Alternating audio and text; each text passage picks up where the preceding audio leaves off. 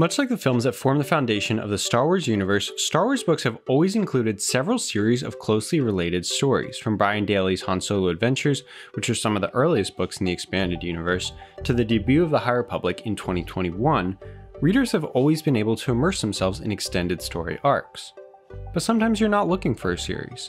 Maybe you just need a book to read on vacation and not worry about remembering what happened before or what title comes next. Maybe you just got out of a series and you're looking for a self-contained story.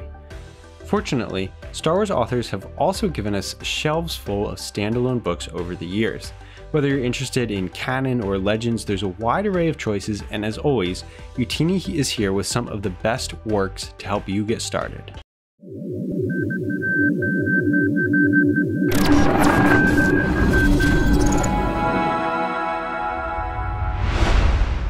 Hi everyone, I'm Nathan Emery, content creator here at Utini, and I'll be your guide to the best standalone novels in Star Wars canon and legends. Let's jump into the best canon has to offer. Canon books have been coming out at a brisk pace in the years since Disney's acquisition of the franchise. They elaborate on what we see on screen, fill in previously blank spots in galactic history, and now they've even started exploring new eras with the High Republic showing us the Jedi Order hundreds of years before the films. With so many incredible books, I'm here to give you the best of the best from Canon's standalone novels. First up is Claudia Gray's Master and Apprentice. It's the first canon book to feature Qui-Gon Jinn and Obi-Wan Kenobi in the years before their fateful trip to Naboo, and is rich in Force lore and poignant character moments. Gray's portrayal of the two Jedi and the nuances she shows us in their partnership may well transform the way you watch The Phantom Menace, so if you're a fan of that film or the prequel eras in general, you'll definitely want to check this one out. Next, we highly recommend Most Wanted by Ray Carson. This book released alongside Solo: A Star Wars Story and is set a few years prior to that film's events.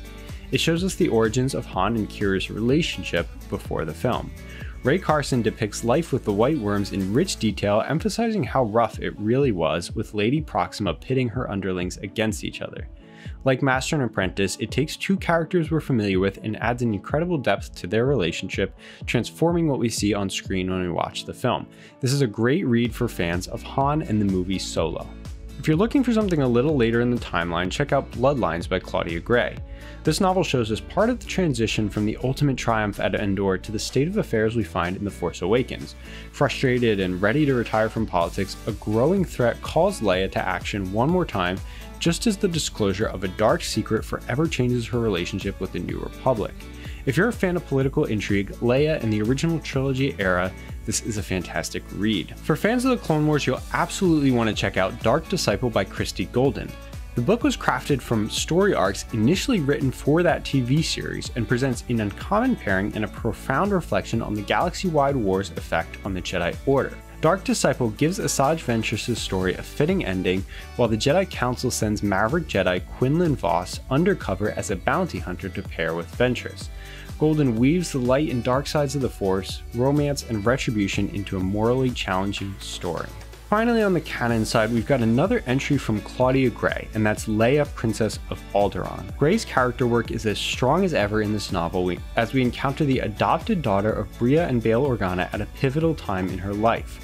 Pulling back the curtain on Alderaanian culture and tradition, Gray tells the story surrounding Leia's Day of Demand. We follow Leia through the rite of passage in which she claims her right as heir to the throne. It's not a surprise to see the future senator, rebel, and general prove herself a worthy heir both to the throne and the legacies of Padme, Amidala, and Anakin Skywalker. Those are our top 5 recommendations for standalone novels in canon. A great way to pick between them is just to pick a certain era or a character that you really like and dive in there. But of course, the Star Wars storytelling doesn't stop there. The 2014 decision to establish a new, wide-open timeline that has become the canon we know today didn't erase decades of prior Star Wars storytelling.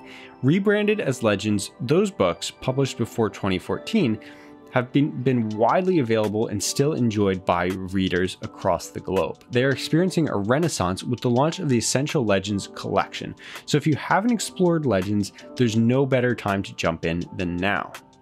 First up from Legends is Darth Plagueis. In this novel, James Luceno spins a sweeping tale of dark side lore and intrigue out of a short conversation at the Coruscant Opera.